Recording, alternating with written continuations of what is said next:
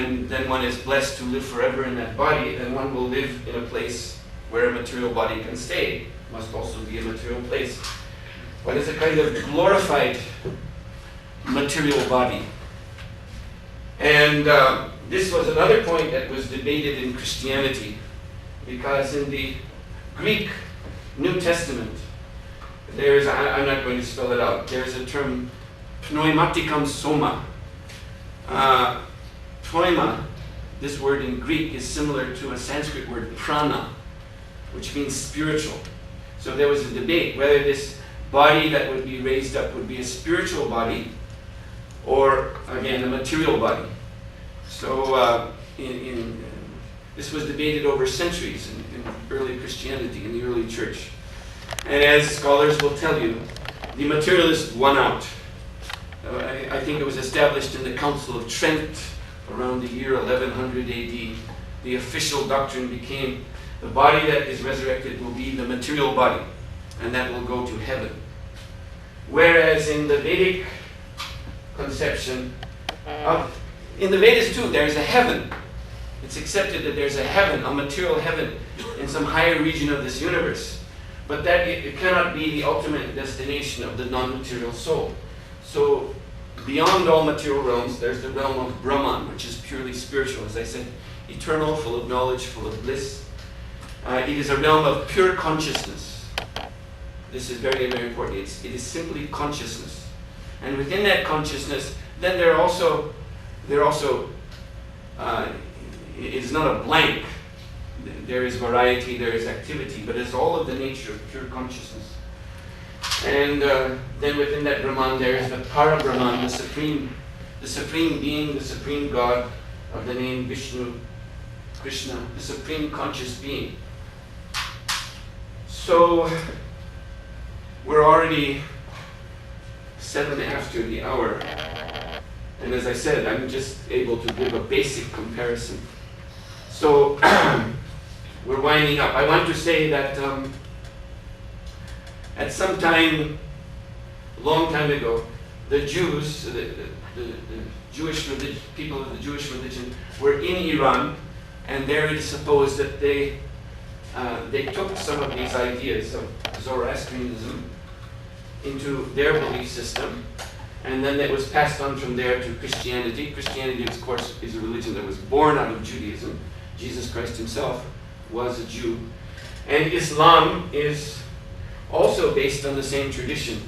In Islam, they have of course, the Quran, but in the Quran there are many, many references to particularly the Old Testament, the events described in the Old Testament. So Islam is also in the same family. So it seems that from Judaism, these basic ideas that I presented here from Zoroaster were passed on to Christianity and Islam and are still very much a part of those religious beliefs. So it's interesting, what I think is interesting is to note that even these belief systems, there's a relationship to Veda, because Iran was also part of the Vedic civilization. But there was a change, an important change that started with this Zoroaster. He changed some of the Vedic doctrines, as I've described, and they have come into the Western religions. So I'm going to stop here because we have only 6 minutes left. And Thank you very much. I think today we need something in common in the world. We have different religions, and when people say, the scholars say that they are in conflict, in a great conflict in the world, and in my mind, what we need is really something common, and you showed us these links between these different religion types. So I think that this was very good, wonderful idea. Now we have time for 2 questions very quickly. Okay, come on. I have one. It's just a philosophical question actually. If time is cyclical, it can't all events come again and again. But if all people are able to reach Brahman, do they have to start their life back in the real world because time is cyclical? Or do they stay in Brahman? Yes. You see, the number of souls in this world is considered to be unlimited, actually, because the souls are not understood simply to inhabit human bodies. They inhabit all forms of life. So in this one room, if we could count up all the microbes, bacteria, amoebas, we would also probably come to infinity just in this room, an infinity of souls. So there are unlimited numbers of souls. And they actually are understood to come and go from the realm of Brahman. They can come from Brahman realm to this world and go back. So there's a constant kind of commerce going back and forth.